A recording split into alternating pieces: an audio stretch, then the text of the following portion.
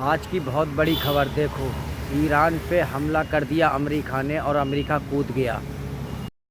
Nuclear facility पूरी तरह से तबाह हो चुकी है। तस्वीर देख लीजिए, रिपोर्ट आपके सामने है। फॉर्दो इज गॉन लिखा हुआ इजराइल का अकाउंट है जिस पर लिखा है और डोनाल्ड ट्रंप ने उसको कंफर्म करते हुए शेयर कर दिया है। दोस्तों, ईरान को पूरी तरह से हिला दिया गया है। ईरान जहां कल तक कह रहा था, धमकी दे रहा था, हुतीज धमकी दे रहे थे, पूरी दुनिया, रशिया भी धमकी दे रहा था कि इजराइल के साथ जंग में ना उतरे अमेरिका, लेकिन अमेरिका ने वो कर दिया है क्योंकि अमेरिका ही एक ऐसा है जो इजराइल को दुनिया में बचा सकता है। ये जंग इजराइल लड़ ही नहीं रहा था, इजराइल तो 2 दिन में बेकार हो गया था, लेकिन अब नाक की बात थी तो अमेरिका ने वो किया जो उसे करना था। बहरहाल अब यमन और ईरान यानी हुथीज और ईरान ने कहा है कि अब जंग की शुरुआत हुई है, इसका जवाब दिया जाएगा। दोस्तों, ऐसा सोर्स कह रहे हैं और खतरनाक जानकारी आ रही है। अभी तक शांति है, जी हाँ, ईरान ने अभी तक कुछ नहीं किया है, लेकिन ऐसा कैसे हो सकता है कि ईरान कुछ ना करे? बहुत बड़े बड़े सवाल दिमाग में घूम रहे हैं, लेकिन अब देखना यह है कि ईरान करता क्या है, अगला मूव ईरान का क्या होगा, वो देखने लायक होगा। मैप में आपको समझाना चाहूंगा, देखिए, फॉर्दो, नातांज और इस्फहान, इन तीनों जगह जो ईरान के न्यूक्लियर फैसिलिटी है। आपको पता है B-2 बॉम्बर से हमला किया गया है। सबसे पहले पूरे हिंदुस्तान में सबसे पहले आपको सिर्फ और सिर्फ रजा गराफी ने ये जानकारी दी थी। अब आपको बता दूं कि पूरी तरह से फैसिलिटी तबाह हो चुकी है। आपको बता दूं कि B-2 बॉम्बर जो दुनिया का सबसे खतरनाक परमाणु बॉम्बर है, इससे 30,000 टन के बम गिराए हैं। अल्लाह अकबर, 30,000 टन के बम परमाणु बॉम्बर ने इन ईरान की न्यूक्लियर साइट्स पर गिराए हैं और एक दो नहीं, कई परमाणु बमों ने यह कांड किया है, बमबारी की है, और इससे ऑब्वियसली तबाही मची होगी। और आपको बता दूं कि वो बॉम्बर बमबारी करके वापस, क्योंकि स्टिल टेक्नोलॉजी के वो जेट हैं, बॉम्बर हैं, तो वो रडार पर आते ही नहीं हैं। और आपको पहले ही मैंने बता दिया था कि इजराइल के बचाव में अमेरिका हमला आजकल में ही करेगा। डोनाल्ड ट्रंप 2 हफ्ता समय दे रहे हैं, 2 हफ्ते बाद हम करेंगे हमला, या सोचेंगे। ये सब और सब कुछ सिर्फ ड्रामा था और खेल।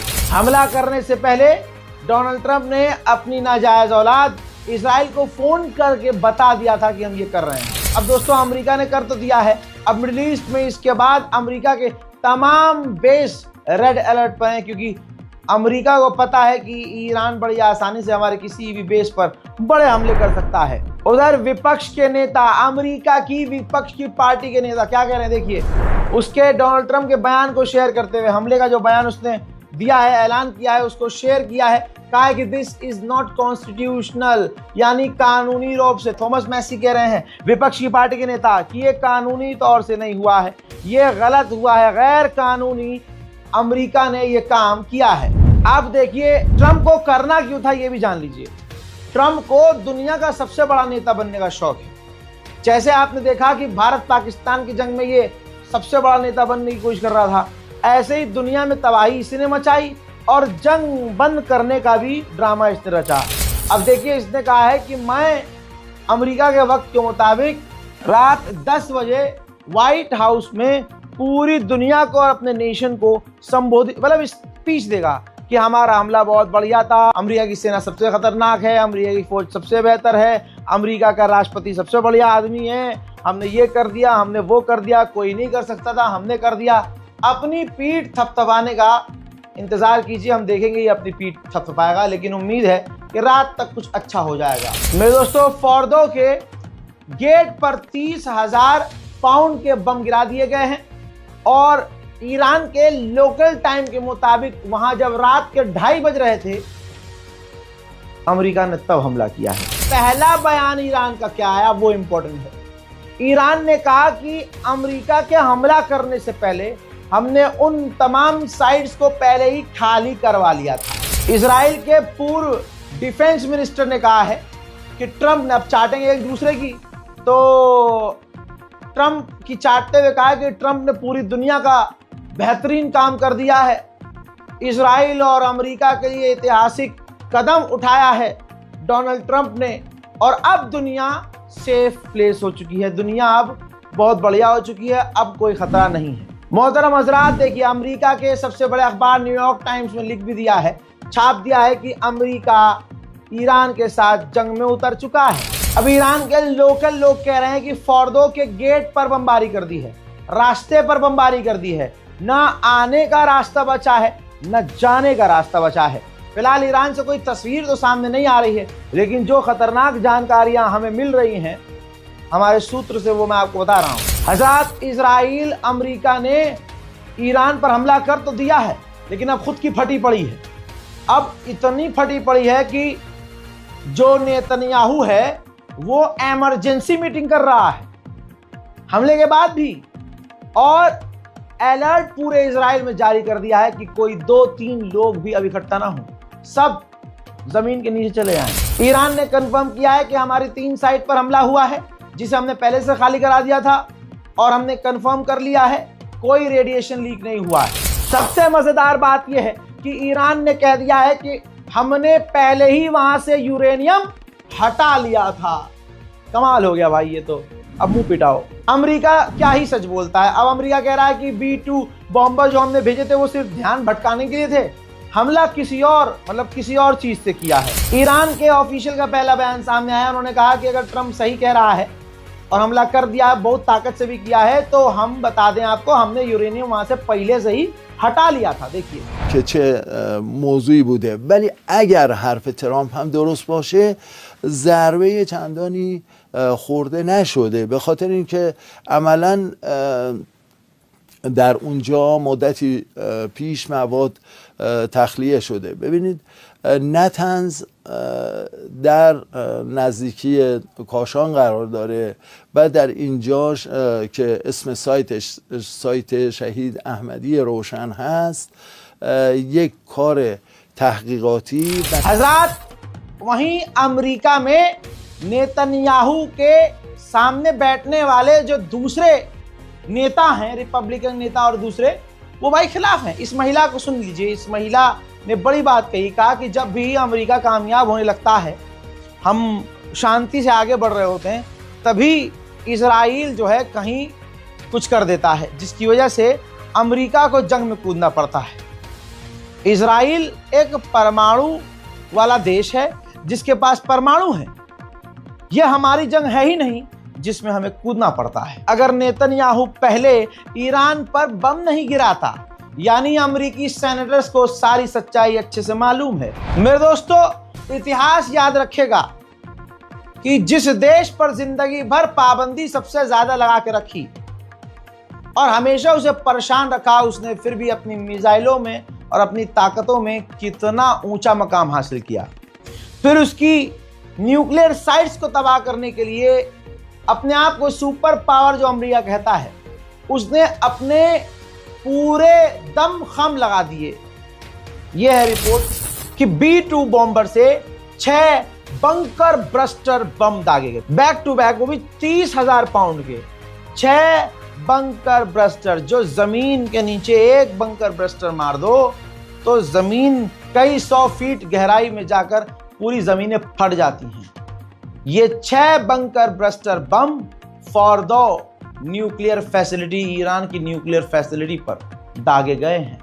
सोचिए, पूरी ताकत दाग दी है ईरान का। और सोचिए 30 टॉर्मोहॉक मिसाइल नातंज और इस्फहान न्यूक्लियर फैसिलिटी पर दागे गए हैं। ये अमेरिका की टॉप, इससे ऊंची तो कोई ताकत नहीं है।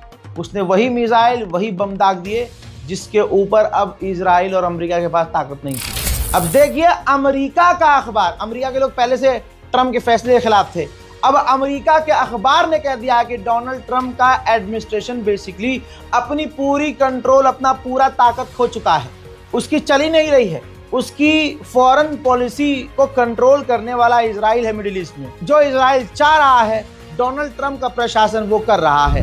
अब खबर ये आ रही है कि जेरूसलम में जो अमेरिका की एम्बेसी है, ईरान उस पर हमला कर सकता है, लेकिन वो एम्बेसी अमेरिका ने पहले ही खाली करा रखी है। अब डोनाल्ड ट्रंप को डर है कि ईरान कुछ न कुछ तो करेगा, तो डोनाल्ड ट्रंप ने धमकी दी है कि कोई भी प्लानिंग अगर कर रहे हो तो रुक जाओ, वरना हम दोबारा ईरान पर तुम पर बमबारी करेंगे। उधर इतना बड़ा हमला होने के बाद भी ईरान रुक नहीं रहा है। ईरान के चैनल कह रहे हैं कि यह जंग तुमने शुरू करी थी मुन्ना, खत्म हम करेंगे। من هدف مشروع ایران هستند.